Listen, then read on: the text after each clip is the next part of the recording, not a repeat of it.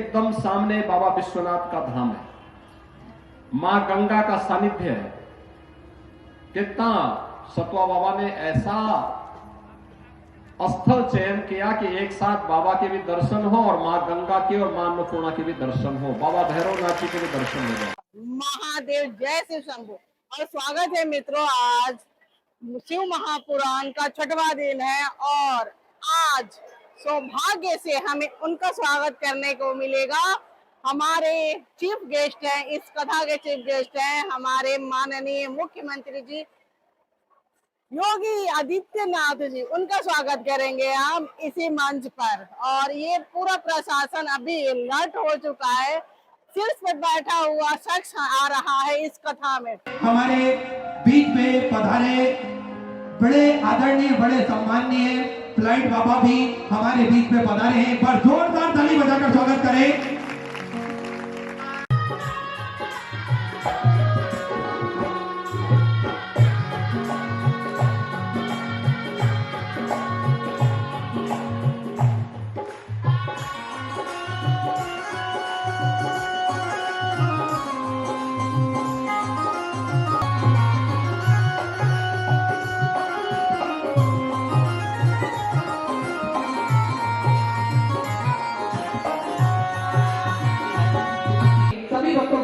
महादेव दादा जैसे के साथ श्री शिवाय नमस्तोभ्य।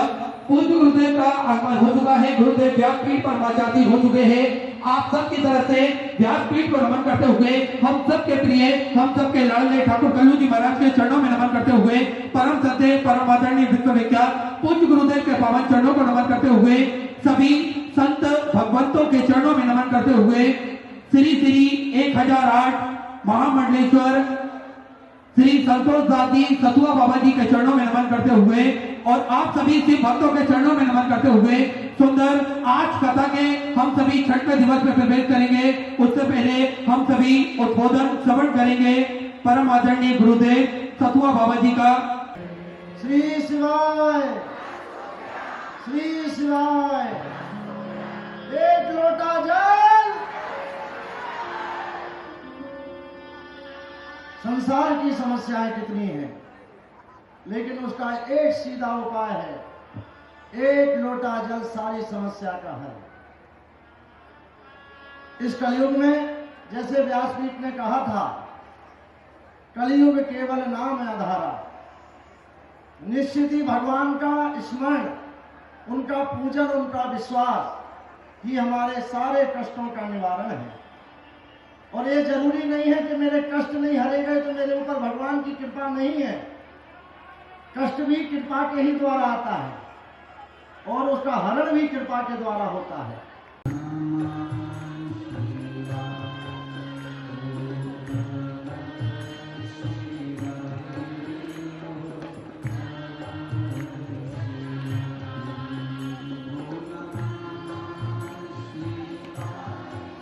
आज ये जनसभा हमारे योगी जी के लिए व्याकुल हो रखा है और हमारे आश्रम के बच्चे हमारे साथ मुस्तैदी से तैयार है। देखिए पूरे आश्रम के, क्योंकि हमारे महाराज जी के ना बड़े भक्त हैं ये लोग, है कि नहीं? सारी आस्था ना शिव महापुराण से ज्यादा लोग यहाँ पर आकर खुश हैं। ये जो नजारा देख रहे हैं ना, यहाँ आने की जो खुशी है, इतनी महिलाएं सज सज के आई है ना महाराज जी को काम। लेकिन ये फैशन बरकरार होना चाहिए, ये भक्ति का फैशन है, ये दिखावे का फैशन नहीं है। ये स्वयं शिव के लिए तैयार हुई है और ये जनसभा 2 घंटा पहले से ही बैठी हुई है अंदर, कितने तो बाहर बेचारे धक्के खा रहे हैं।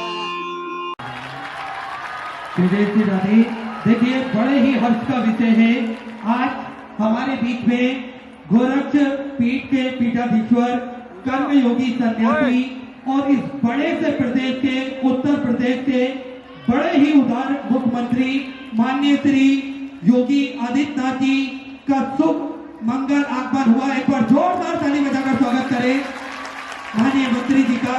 देखिए व्यक्ति के काम से व्यक्ति की पहचान होती है, हम सभी इस बात को जानते हैं और हम सभी को ज्ञात है माननीय मुख्यमंत्री जी के काम की चर्चा ना ही विदेश में देश में है अपितु विदेश की सांसद में भी माननीय मुख्यमंत्री जी के काम की चर्चा हमेशा होती रहती है।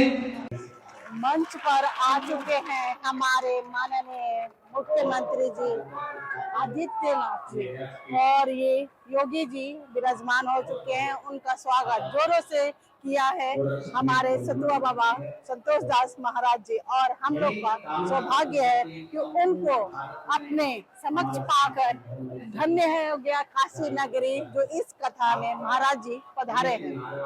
जो भी वहां पे गया अभिभूत था। फर्रुखाबाद में कार्यक्रम हुआ, वहां पर भी यही दृश्य था। दृष्टि सबकी अपनी अपनी होती है। ये दृश्य हमारे लिए सनातन धर्म का एक लघु रूप है, लघु भारत का रूप है, और ये हमारी सामाजिक समता का भी प्रतीक है। कहां संप्रदाय का वाद है, कहां उपासना विधि का विवाद है। हम तो सब एक होकर के इस पावन कथा के माध्यम से अपने राष्ट्र धर्म के निर्वाह के लिए अपने आप को समर्पित करने के एक धर्म योद्धा के रूप में अपने आप को समर्पित कर रहे हैं, और ये कथा उसका एक उदाहरण हम सबके सामने प्रस्तुत कर रहा है। जब मैं कथा के इस विहंगम दृश्य को देख रहा हूं, एकदम सामने बाबा विश्वनाथ का धाम है, मां गंगा का सानिध्य है। कितना सतुआ बाबा ने ऐसा स्थल चयन किया कि एक साथ बाबा के भी दर्शन हो और मां गंगा के और मां अन्नपूर्णा के भी दर्शन हो, बाबा भैरवनाथ जी के भी दर्शन हो गए। यानी यहां से एक साथ, यानी कथा भक्त ही नहीं सुन रहे हैं, साक्षात देवादिदेव महादेव भगवान विश्वनाथ भी सुन रहे हैं। चारों वेदों का संग्रह करके आने वाली पीढ़ी को दिया। गुरु शिष्य की परंपरा वेदों के संरक्षण के लिए कैसे बननी है, भगवान वेदव्यास ने परंपरा दी। महाभारत जैसा 1,00,000 श्लोकों का महाप्रबंधन काव्य उस पूरी टीम का नेतृत्व दिया। श्रीमद् भागवत महापुराण जैसा ज्ञान भक्ति और वैराग्य का एक अद्भुत त्रिवेणी का महापुराण मुक्ति का, यानी जीवन की सफलता का रहस्य जिसमें छुपा हुआ हो, वह जिस भगवान वेदव्यास ने दिया। पुराणों और उप पुराणों की रचना कैसे की जानी चाहिए, उसकी शुरुआत की। जिस भगवान वेदव्यास ने उस समय के सबसे बड़े राजवंश कुरु वंश को न केवल हर विपरीत परिस्थितियों में बचाया, बल्कि 8 पीढ़ियों का प्रत्यक्ष रूप से एक सार्थक निर्देशन देकर के उसका नेतृत्व भी दिया। अगर सुनाने को तैयार है तो श्रद्धालु सुनने को भी तैयार है, भक्त सुनने को भी तैयार है। और आज इस अवसर पर आप सभी को सचमुच हमें इन पावन कथाओं के माध्यम से राष्ट्रीय एकता को संबल मिलता है, राष्ट्र धर्म को मजबूती मिलती है। हम सबका ध्येय अपने इष्ट के प्रति, अपने देवी देवताओं के प्रति, अपने समाज के प्रति तो होना ही चाहिए, लेकिन अंततः ये मान के चलना चाहिए कि हम सबका अंतिम लक्ष्य होना चाहिए कि हमारे राष्ट्र की एकता और अखंडता को कोई चुनौती न दे पाए, उसको कोई खंडित न करने पाए, क्योंकि उसी में देश भी बचा हुआ है, उसी में धर्म भी बचा हुआ है, उसी में समाज भी बचा हुआ है, उसी में हम सब भी बचे हुए हैं, उसी में हमारी कथाओं की पावन परंपरा भी बची हुई है। और उस पावन कथा के श्रवण का आनंद आप सब ने लिया, आप ले रहे हैं, और वह भी काशी में।